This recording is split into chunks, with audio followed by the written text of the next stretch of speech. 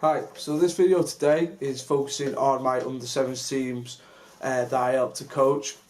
So this video will be about the group of sessions, the block of sessions I've done with passing with the group, just reflecting over the whole theme and looking at where I want to go now in the future. After having conversations with the two coaches that manage the team, they're looking to carry on the passing theme and try and integrate that even more into the sessions, as they believe this is what they need to work on the most. We've got some players that are really good at keeping the ball and can dribble really well and shoot really well. So we're looking at trying to integrate a team ethos and trying to pass as a team and work as a team to try and get forward up the pitch instead of just running all the time on our own and try and make the right decisions for the team aspect. The team as a whole does work well. There is a very good social community to the team. A lot of them are friends in school and stuff like that, so they bring that social aspect into their training sessions. But also I want to try and work on a social aspect from a football point of view, as they don't talk as much on the football field. When they're on the field, they're very quiet and they don't really pass that much to each other. So that's something I want to try and hopefully improve on their passing and receiving the ball as well. So, according to men's, so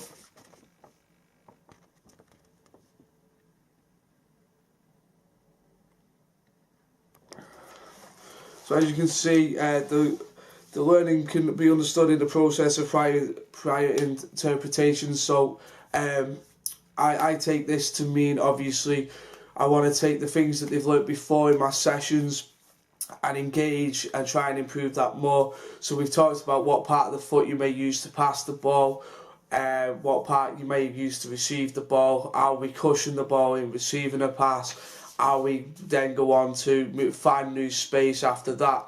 So I want to take the prior movements that they've done before and the things that they have done before in terms of the fundamental skills we've learnt on and things like that. I want to try and build upon them and try and build on an emphasis of creating more interpretations of new skills so that they can link, okay, if I do this, it could lead to this. And to try and bring them to come to the decisions themselves by asking questions and not me leading in. I do this, I try and use a non-linear approach into doing this so that the children get their own chance to trial and error, to play football, to have a chance of, well, if I use this part of the foot, can I control it, or is it going to bounce off into other things?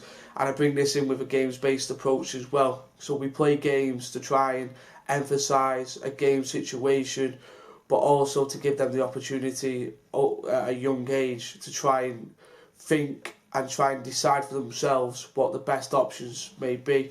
I could tell them at the age that they are now some technical or some technique, and the chances of it going in, if I use the wrong colloquial terms or if I use the wrong terminology, it could go really over their heads, and that could be it. The understanding of that skill or that movement or that balance or something like that, it could be lost, and that could be that for that sort of skill for that player.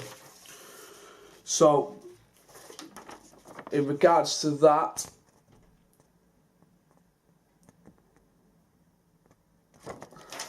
so Vincent and Lloyd suggest the focus of the movement skill and all body motions are imperative for young athletes, young participants to gain access into sport. I fully agree with this. I think, again, building on those interpretations of what they've seen before and working on the skills and the things that they've worked in sessions, I try and build on the ABCs, the agility, the balance and the coordination, using again in a games-based approach to try and get them as much balance.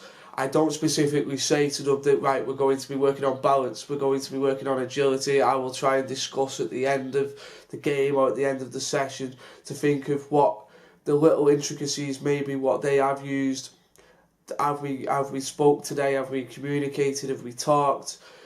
Have we passed? Have we shot? Have we balanced? Have we ran in different directions and things like that? And try and give an emphasis onto more of the players, as I want them to come up with their own ideas and their own conclusions to what they're doing on the football pitch. Hopefully this will equate into a game situation and move on further. So I'm going to carry on with my non-linear and games-based approach, as I want to make the sessions as fun as possible, as well as in my coaching philosophy, I do believe that coaching and sports at that age should be all about fun, should all be about participating, just having a go, challenging themselves. So when we do get into a game situation at the end of the session, we do right at the end, instead of next goal wins, we play the next goal draw rule, so that neither side does win or lose, as it's the emphasis of playing and taking part. Thank you for listening. Look out for my next video on the under 7s. Thank you very much.